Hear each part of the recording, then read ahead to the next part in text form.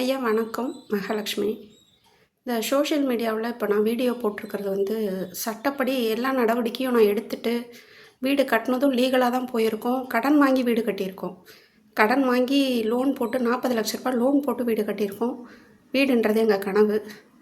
அதில் ஆசைப்பட்டு நாங்கள் தெரியாமல் கால் வச்ச பாவத்துக்கு பக்கத்து வீட்டுக்காரங்க அத்தனையும் சட்டத்துக்கு புறம்பாக அவங்க எல்லா வேலையும் பண்ணியிருக்காங்க. அதை நான் ஒரே ஒரு கம்ப்ளைண்ட் கொடுத்தேன்றது காரணத்துக்காக வீடு கட்ட ஆரம்பித்ததுலேருந்து முடித்து இன்றைக்கி வரைக்கும் எனக்கு அத்தனை டார்ச்சர் கொடுத்துட்ருக்காங்க. லீகலான விஷயம் ஒரு பக்கம் போயிட்டுருக்கு. இந்த வீடியோன்றது நான் போட்டு விட்டுருக்கேன்.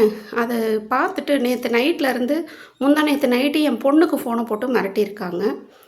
இந்த மாதிரி வீடியோ உடனே ரிமூவ் பண்ணலன்னா உன்னையும் உங்கள் அம்மாவையும் கேஸ் கொடுத்துருவோம், அதை பண்ணிவிடுவோம், இதை பண்ணிவிடுவோம். ஏன்னா போலீஸ் அவங்களுக்கு சப்போர்ட் பண்ண ஒரே காரணத்தினால தான் இத்தனை விஷயமும் நடந்துச்சு அப்படின்னு சொல்லி செஞ்சுருக்காங்க. நேற்று நைட்லேருந்து நம்ம இருக்கிறது மீடியா அப்படின்றது தெரிஞ்சே அவங்க அண்ணன் எனக்கு கொடுத்துருக்க அவன் தான் வீட்டுக்கிட்ட போய் ரகலை பண்ணது. ரெண்டாவது பார்த்திங்கன்னா எங்கள் அண்ணனை திட்டினது, எங்கள் அக்கா வீட்டுக்கு போய் ரகலை பண்ணது, என்னை அவ்வளோ கேவலமாக பேசினது எல்லாமே அவன் தான். நேற்று நைட்லேருந்து ஒரு 2-3 பேர் அவங்க ஆளுங்களை வச்சுக்கிட்டு கமெண்ட்டுன்ற பேரில் அவ்வளோ கேவலமான வார்த்தையை போட்டிருக்காங்க. நீங்கள் உங்கள் முகத்தெல்லாம் நான் பார்த்ததில்ல. எனக்கான வரீங்களா நீ விடுறீங்க, நீங்கள் கேட்குறீங்க, நீங்கள் எதுக்கு அப்படி பேசுகிறீங்க? என்னுடைய லைஃப் ஸ்டைல் யாருக்கும் தெரியாது. மீடியாவில் பார்க்குற ஒரு சின்ன விஷயம்தான் தெரியும் உங்களுக்கெல்லாம். நிறைய கஷ்டத்தை நான் அனுபவிச்சிட்ருக்கேன். ஆனால் நேற்றுலேருந்து அவங்க ஆளுங்களை குறிப்பிட்டு, ஏன்னா அவன் அப்பப்போ அந்த வேலையை பண்ணுவாங்க அவங்க வீட்டுக்கிட்ட.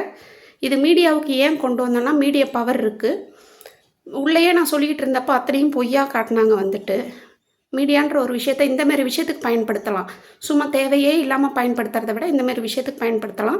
அதனால தான் நான் மீடியாவில் போட்டிருக்கேன். நேற்று நைட்டு 1 மணி ராத்திரி வரைக்கும் எனக்கு அத்தனை டார்ச்சர் அவங்க. அது இல்லாமல் மெசேஜ் நீங்களே கமெண்ட் எடுத்து படித்து பார்த்தீங்கன்னா தெரியும். அதுதான் அவன் தான் எங்கள் அக்கா வீட்டுக்கு ரகலை பண்ணதும், எங்கள் அண்ணனை திட்டினது எல்லாமே அவன் தான். அவ்வளோ பேட் வேர்ட்ஸ் யூஸ் பண்ணி அவ்வளோ கேவலமாக என்னை பேசியிருக்கான். இதுவும் ஜனங்க நீங்கள் பார்த்துக்கிட்டு தான் இருக்கீங்க. இப்போயும் நான் லீகலான விஷயத்துக்கு தான் போயிட்டுருக்கேன். லீகலாக நான் என்ன பண்ணணுமோ அதை பண்ணிட்டு தான் இருக்கேன். நீங்களாம் எனக்கு துணையாக இருக்கிறதுக்கு ரொம்ப நன்றி.